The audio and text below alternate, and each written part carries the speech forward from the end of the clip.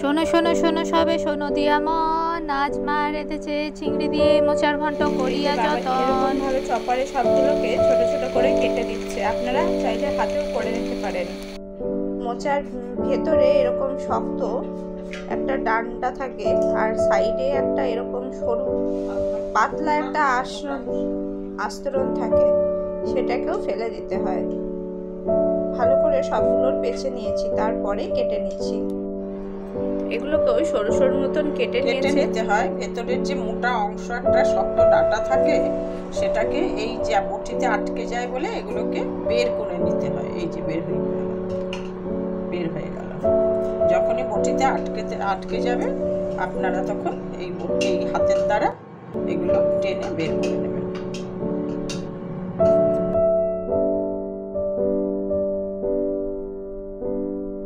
সমস্তটা চপারে খুব ভালোভাবে কেটে নিয়েছেন বাবাই। পরিমাণ মতো নুন দিয়ে মোচাগুলোকে ভাপিয়ে নিচ্ছি। একদম কম আছে এটাকে ভাপিয়ে নিচ্ছি। একটা ঢাকনা দিয়ে ঢেকে নিলাম। মোচাটা ভাপাতে দেওয়ার সময় একটু জল ব্যবহার করিনি, তাও দেখুন কত জল এসছে এর মধ্যে থেকে। পুরো 5 মিনিট ধরে একদম কম আছে এতে বসানো ছিল। ভাপানোটা একেবারে কমপ্লিট হয়ে গিয়েছে। চীনা বাদামকে ভালোভাবে ভাজা করে নিচ্ছি। এগুলো ভাজা হয়ে গিয়েছে, উঠিয়ে নিচ্ছি। কড়াইয়ে 4 পলা মতন সর্ষের তেল দিয়ে নিয়ে সাদা জিরে ফোড়নে দিয়ে নিচ্ছি। সিদ্ধ করে নেওয়া আলুগুলোকে টুকরো করে কেটে নিয়েছি। ফোড়নটা ভালোভাবে ভাজা হয়ে গেছে, আলুগুলো দিয়ে নিলাম।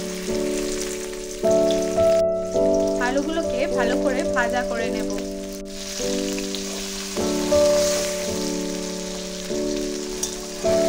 2 চামচ মতন কোরানো নারকেল নিয়েছি, এই ভাজার মধ্যেই দিয়ে নিচ্ছি। 3 ইঞ্চ মতন আদা আর একটা টমেটোকে ভালোভাবে কেটে নিয়েছি। আদাটাকে ভালোভাবে গ্রেট করে দেব। আদা, টমেটো আর কাঁচা লঙ্কাটা দিয়ে নিলাম। 5টা কাঁচা লঙ্কাকে চিড়ে রেখেছিলাম, দিয়ে নিয়েছি। মশলার সাথে আলুটাকে ভালোভাবে কষিয়ে নেব। পরিমাণ মতো নুন দিয়ে নিলাম। ভালো করে মিশিয়ে নেব।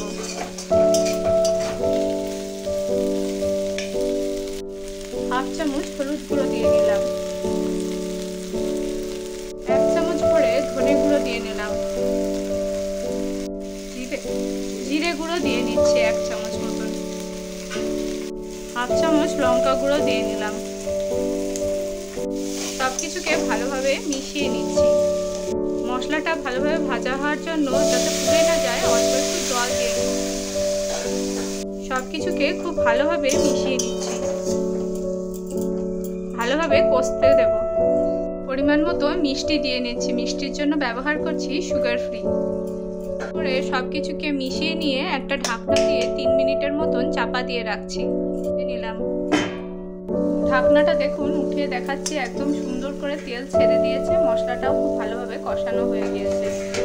সবকিছুকে আবার ভালোভাবে মিশিয়ে নিয়ে মোচাটা দিয়ে নেব। ভাপিয়ে রাখা মোচাটা দিয়ে নিচ্ছি। ভাপানোর সময় একটু জল ব্যবহার করিনি। মোচার নিচের জলেই মোচাটা সেদ্ধ হয়ে গিয়েছে। কষিয়ে নেওয়া আলুর মিশ্রণটাতে ভালোভাবে মোচাটাকেও মিশিয়ে নেব। মোচাটাকে ভালোভাবে মিশিয়ে নিচ্ছি আলু কষানোটার সাথে।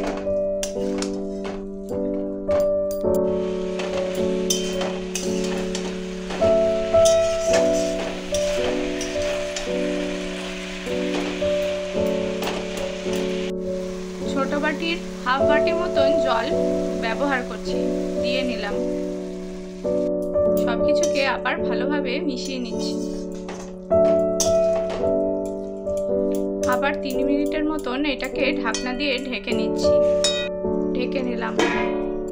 100 গ্রাম মতন চিংড়িকে ভালোভাবে নুন হলুদ মাখিয়ে রেখেছি। প্যানটা খুব ভালোভাবে গরম করে 2 টেবিল স্পুন মতন সর্ষের তেল দিয়ে আগে থেকে ম্যারিনেট করে রাখা চিংড়ি মাছগুলো ভেজে নেব। মাছগুলো ছেড়ে নিচ্ছি। চিংড়ি মাছগুলোকে ভালোভাবে ভাজা হয়ে গিয়েছে। ঢাকনাটা উঠিয়ে দেখাচ্ছি, দেখুন এরকম দেখতে হয়েছে। যেহেতু দুইভাবে বানানো হচ্ছে, নিরামিষ এবং আমিষ, তাই জন্য এর থেকে যতটা নিরামিষের দরকার ততটা উঠিয়ে নিয়ে তারপরে মাছটা দিয়ে নেব। খুব ভালোভাবে সব মিশে গেছে, একটা বাটিতে উঠিয়ে নিচ্ছি। উঠিয়ে নেওয়ার পরে চিংড়ি মাছগুলো দিয়ে নিচ্ছি। সব চিংড়ি মাছগুলো দেওয়া হয়ে যাওয়ার পরে ভালো করে মিশিয়ে নেব। মাছগুলো দিয়ে নেওয়ার পরে মাছগুলো সেদ্ধ হওয়ার জন্য আবার 3 মিনিটের মতন ঢেকে রাখছি। ঢেকে নিলাম। উঠিয়ে নেওয়া নিরামিষটার মধ্যে অল্প একটু জল দিয়ে নিয়ে আবার মুছতে দিলাম। এইটাকেও ঢাকনা দিয়ে 2 মিনিটের মতন ঢেকে রাখছি। ভালো করে মিশিয়ে নিয়ে আবার 2 মিনিটের মতন ঢেকে নিচ্ছি। 2 মিনিট পরে ঢাকনা উঠিয়ে নিয়েছি। ওপর থেকে শাহি গরম মশলা দিয়ে নিচ্ছি। অল্প একটু ঘি দিয়ে নিলাম আর শাহি গরম মশলাও দিয়ে নিচ্ছি। সবটাকে দিয়ে নিয়ে ভালোভাবে মিশিয়ে নিচ্ছি। নিরামিষটা একেবারে রেডি হয়ে গিয়েছে। এটা রেডি হয়ে গিয়েছে, নামিয়ে নিলাম। নামিয়ে নেওয়ার পরে ওপর থেকে ভেজে রাখা বাদামগুলোকে আধ ভাঙা করে দিয়ে নিচ্ছি। দেওয়া হয়ে যাওয়ার পরে ভালোভাবে মিশিয়ে নেব।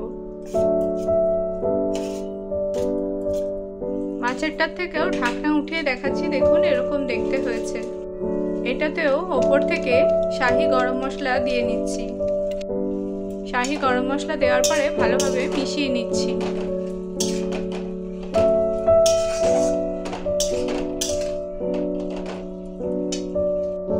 চামচ ভরে ঘি নিয়েছি, দিয়ে নিলাম। এই রান্নাটাও কমপ্লিট হয়েই এসছে, আর 2-3 মিনিট মতন স্ট্যান্ডিং টাইম রেখে নামিয়ে নেব। ফাইনালি সব কিছুকে একবার মিশিয়ে নিয়ে নামিয়ে নিচ্ছি। মচমচে থাকার জন্য বাদামটাকে সব শেষে মেশানো হচ্ছে। বাদামগুলো দিয়ে নেওয়ার পরে সব কিছুকে ভালোভাবে মিশিয়ে নিয়ে তারপরে সার্ভ করে নিচ্ছি। এই রেসিপিটি আপনারা ভাত, রুটি, পরোটা সবের সাথেই সার্ভ করতে পারবেন। সব কিছুকে ভালোভাবে আবার মিশিয়ে নিলাম। একদম সুন্দরভাবে রেডি হয়ে গিয়েছে, নামিয়ে নিয়েছি। রেসিপিটি ভালো লাগলে সবার সাথে একটু শেয়ার করে নেওয়ার অনুরোধ রইল। এরকমই আরও নতুন রেসিপি দেখতে আমাদের চ্যানেলটি অবশ্যই সাবস্ক্রাইব করে রাখবেন, পাশে থাকা বেল আইকনটি দিয়ে প্রেস করে।